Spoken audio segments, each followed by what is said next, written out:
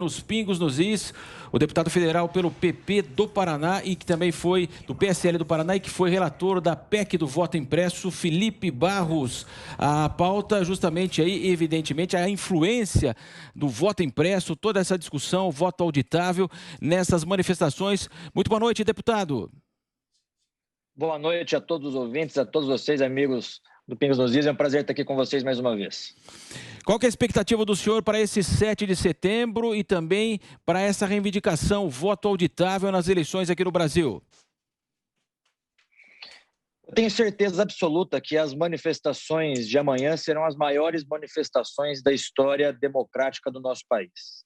Nós estamos vendo com os nossos próprios olhos pessoas de todo o Brasil se organizarem, montarem caravanas, irem para São Paulo, para Brasília, ou então organizando manifestações nas suas próprias cidades.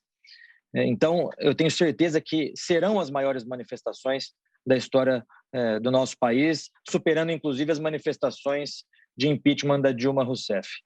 E em relação ao voto impresso auditável, com a contagem pública dos votos, eu tenho certeza que a votação da PEC 135 foi o estopim, foi a gota d'água, porque naquela votação ficou muito claro para toda a população que alguns ministros do Supremo Tribunal Federal estão jogando fora das quatro linhas da Constituição, estão usurpando poderes, estão rasgando a Constituição Federal, estão fazendo política quando, na verdade, não deveriam fazer. Se querem fazer política, tirem a toga, disputem uma eleição e aí passem a fazer política. Então, ficou muito claro para toda a população brasileira como que age alguns ministros do Supremo Tribunal Federal e também do TSE. Então, tenho certeza que a pauta do voto impresso será cobrada e lembrada mais uma vez nas manifestações de amanhã. E antes de passar para o José Maria Trindade e o deputado Felipe Barros, eu quero fazer aqui um anúncio, de que nós estamos aí com o nosso sinal, está sendo pirateado agora, a Rádio 97, lá cidade de Tabirá do Pernambuco. As medidas judiciais aqui pela Jovem Pan serão tomadas. Eu reafirmo, então, que essa rádio está pirateando o nosso sinal dos Pingos nos Is, nesse momento de Tabira, lá do Pernambuco, Rádio Cidade 97, o dial, portanto, então as medidas cabíveis serão executadas aqui pelo Grupo Jovem Pan. E agora você, José Maria Trindade. Certo. O grande deputado Felipe Martins, eu queria dizer que o senhor foi um guerreiro, tentou, assim, contra toda a corrente ali, maioria da Câmara dos Deputados, e defendeu a emenda e não foi aprovada, mas recebeu um grande número de votos e isso é muito importante. Deputado, eu estou sentindo o Congresso Nacional muito, assim, apreensivo, temeroso com essas manifestações. O senhor divide esse sentimento também? O senhor está vendo medo na cara dos deputados aqui em Brasília?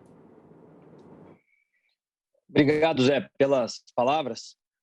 Eu não vejo isso na parte dos deputados que fazem parte da base do presidente Jair Bolsonaro, base do governo federal.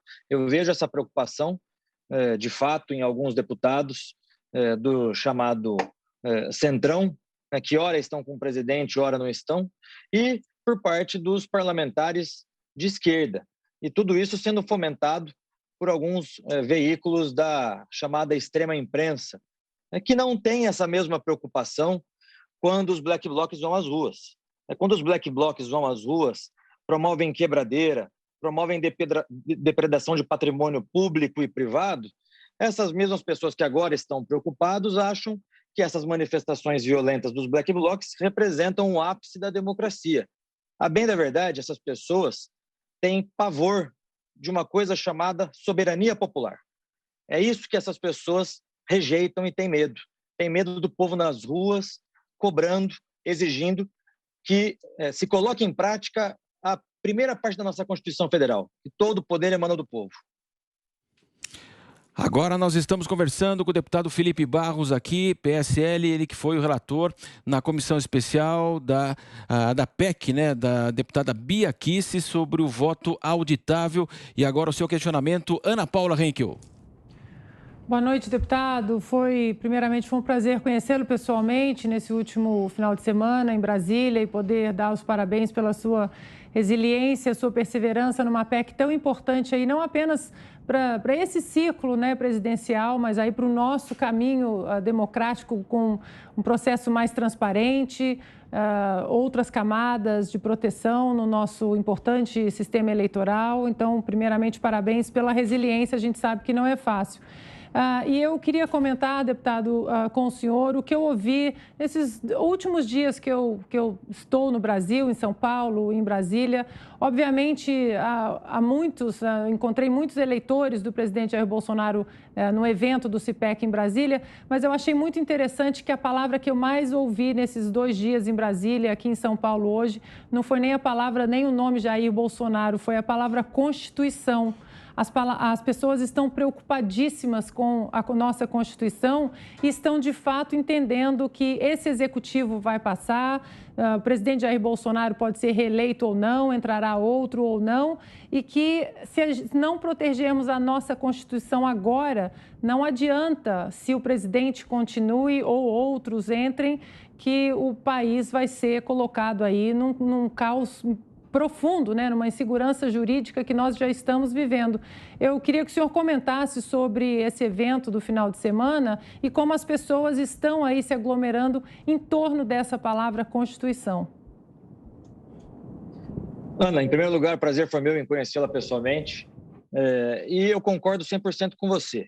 É importante a gente pontuar o seguinte, se tem um grupo que defende a Constituição Federal, esse grupo somos nós, que iremos todos às ruas amanhã defender justamente a nossa Constituição Federal, defender o cumprimento da carta maior do nosso país, que é a nossa Constituição Federal. Essas pessoas que nos criticam por irem às ruas amanhã, essas pessoas sequer votaram favoravelmente na Constituição Federal, na Constituinte. Essas pessoas, a oposição, a esquerda, mancomunada com veículos da extrema imprensa, nunca respeitaram a Constituição Federal. Porque, vejam, na verdade, não é possível nós falarmos igual a alguns países não, alguns deputados de alguns países disseram que seria um ato de insurreição antidemocrática. Já quebraram a nossa Constituição Federal.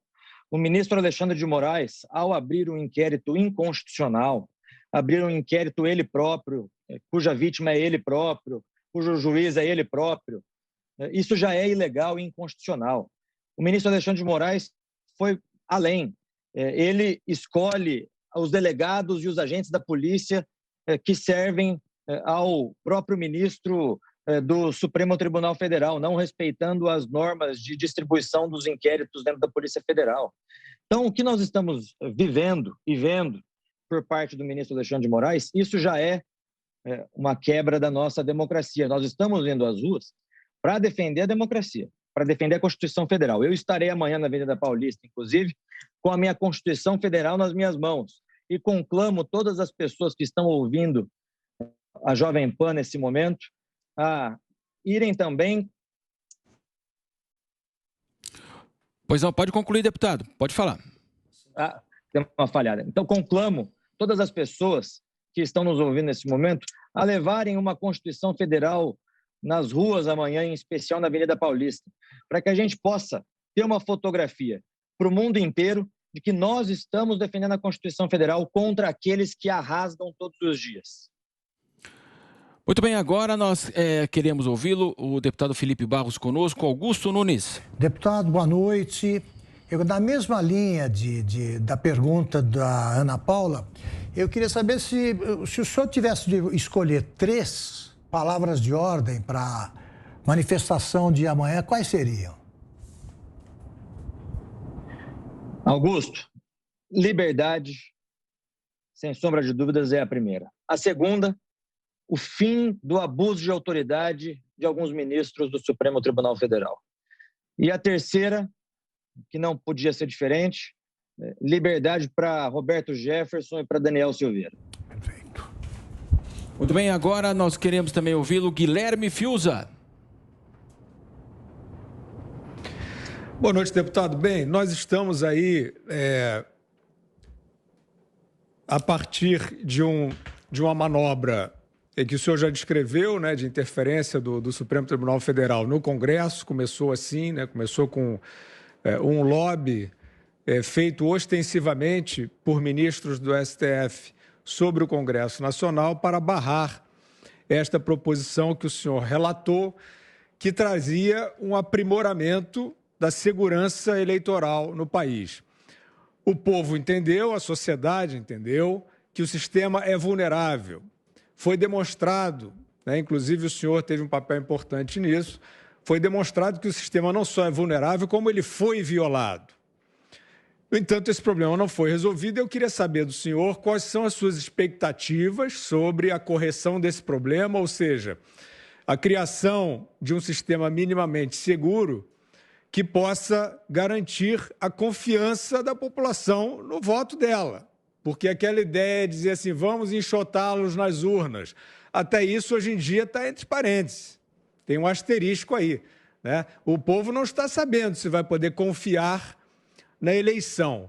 Como é que o senhor vê especificamente a questão deste necessário aprimoramento da segurança? Quais são as medidas que o senhor avalia que ainda podem ser tomadas para livrar a eleição de 2022 da suspeição no Brasil? Fiuza, de acordo com o nosso regimento interno, por se tratar de uma PEC, uma proposta de emenda à Constituição, ela só pode ser reapresentada na próxima legislatura, uma vez que foi derrotada na Câmara dos Deputados, ou seja, só em 2023. Agora, existe a possibilidade do próprio Tribunal Superior Eleitoral implementar por livre e espontânea vontade, que eu acho difícil, mas o que os técnicos do Tribunal Superior Eleitoral, em especial aqueles da Secretaria de Tecnologia da Informação e os ministros do TSE precisam entender, é que o TSE presta um serviço à sociedade brasileira. O TSE não tem que ter opinião sobre voto impresso ou urna eletrônica. E se a população brasileira está insatisfeita com o serviço prestado pelo TSE, o TSE tem a obrigação de atender aos anseios da sociedade, da população e implementar aquilo que a população está pedindo. É aquilo que nós falávamos aqui durante as discussões do voto impresso. Se o TSE tivesse a honra de ter o entendimento de que prestam um serviço à população brasileira, seriam os primeiros a implementar por livre e espontânea vontade o voto impresso. Então, essa resistência toda que nós vimos do TSE, essa é a maior prova da necessidade do voto impresso. Então, respondendo concretamente, objetivamente, a única possibilidade que nós temos até 2023 é o TSE, por livre e espontânea vontade, querer implementar o voto impresso. Não vejo outra possibilidade regimental. Nós agradecemos a participação do deputado Felipe Barros, do PSL do Paraná, ele que foi o relator da PEC da mudança do voto auditável, uma proposta da deputada Bia Kicis, que é presidente da CCJ, e, portanto, conversou conosco aqui nos Pingos nos Is. Muito obrigado, deputado. Até amanhã. Muito boa noite. Boa noite, é um prazer estar aqui com vocês. Nos vemos amanhã nas ruas.